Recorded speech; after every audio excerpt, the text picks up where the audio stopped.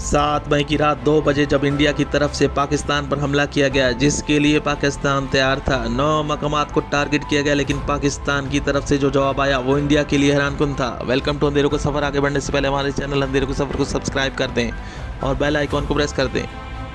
7 मई 2025 को आधी रात को 2 बजे के करीब इंडिया ने पाकिस्तान के 9 इलाकों पर मिसाइल फायर किए, जिसे ऑपरेशन सिंदूर का नाम दिया गया। पाकिस्तान को इस हमले का यकीन था और पाकिस्तान एयरफोर्स आर्मी कमांड इस हमले का जवाब देने के लिए तैयार थे। और फिर इस हमले के बाद पाकिस्तान ने इंडिया के बॉर्डर पर इंडियन चेक पोस्ट को निशाना बनाया। पाकिस्तान एयरफोर्स ने JF-7 और JF-10 की मदद से इंडियन राफेल मार गिराया, जिसके बाद तो दुनिया में हलचल मच गई। फ्रांसीसी राफेल पाकिस्तान एयरफोर्स के सामने बेबस नजर आए। याद रहे, अभी तक पाकिस्तान ने अपना कोई भी मिसाइल इंडिया की तरफ फायर नहीं किया। इसके बाद दोनों तरफ अपनी अपनी फौज की कामयाबी को जीत बनाकर अनाउंस किया गया। दोनों मुल्कों के मीडिया वॉर शुरू हो गई। इंडिया की तरफ से मीडिया पर चलता रहा कि इंडिया ने अपना पहलगाम का बदला ले लिया, और पाकिस्तान की तरफ से मीडिया पर एक ही जुमला कि बुज़दिल इंडिया ने हमला कर दिया। कई घंटों की लड़ाई मीडिया के साथ साथ सोशल मीडिया पर भी हॉट टॉपिक बना रहा। इस बीच दोनों तरफ के अवाम बेवकूफ़ बनते रहे। साथ मोदी सरकार की घटती हुई मकबूलियत को छोड़कर मीडिया पर आतंकी पाकिस्तान के राग हलापती रही, और पाकिस्तान का भी यही हाल था। गवर्नमेंट की तरफ से तवज्जो हटाकर लोग जंग में कूद रहे थे। हर तरफ मिस इन्फॉर्मेशन का बाजार गर्म था। हर तरफ मिस इन्फॉर्मेशन फैलकर इस कदर हो गई कि कहीं भी सच नहीं दिखाया जा रहा था। हमें ये बात नहीं भूलनी चाहिए कि दोनों मुल्क एटॉमिक।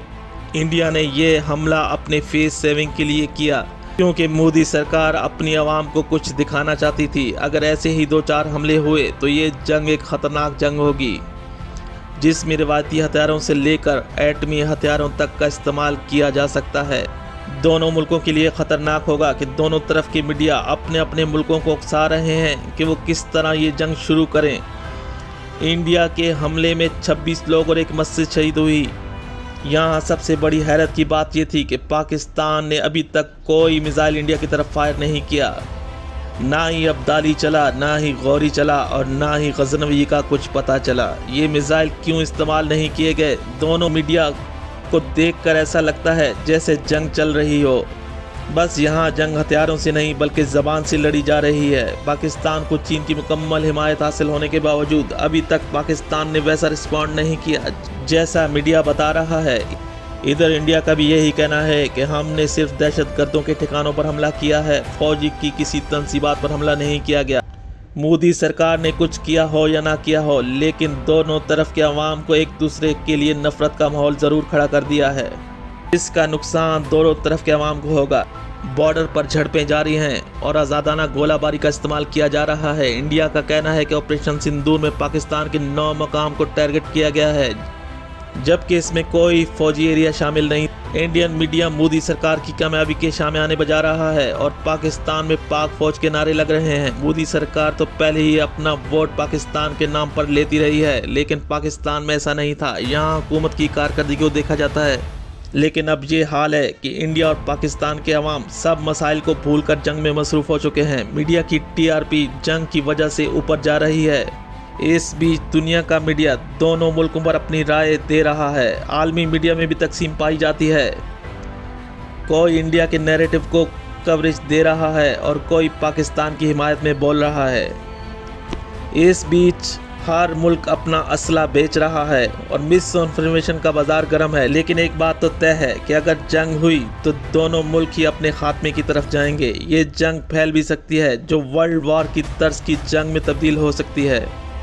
इसलिए मोदी सरकार पर भारी जिम्मेदारी होगी कि वो जंग चाहता है या अमन। पाकिस्तान अभी तक सिर्फ और सिर्फ अपना डिफेंस किया है।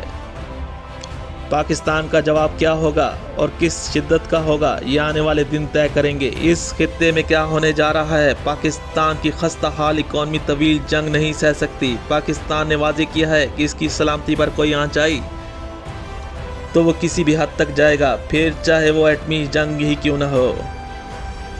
अगले 24 घंटे बहुत अहम है। इसमें पाकिस्तान की तरफ से क्या रद्द अमल होगा, ये देखना अभी बाकी है। बीजेपी की मोदी सरकार और RSS की मुसलमानों से नफरत कोई ढकी छुपी बात नहीं, बल्कि ये खुलकर मुसलमानों की मुखालफत करते रहे हैं। और ऑपरेशन सिंदूर भी इसी की एक कड़ी है। जब तक बीजेपी की मोदी सरकार इंडिया में मौजूद है, दोनों मुल्कों में टेंशन कायम रहेगी। जब जब मोदी सरकार अवाम में गैर मकबूल होने लगती है, पुलवामा और पहलगाम जैसे वाक़यात होते रहेंगे। बीजेपी और आरएसएस खुद इंडिया के लिए बहुत बड़ा खतरा है।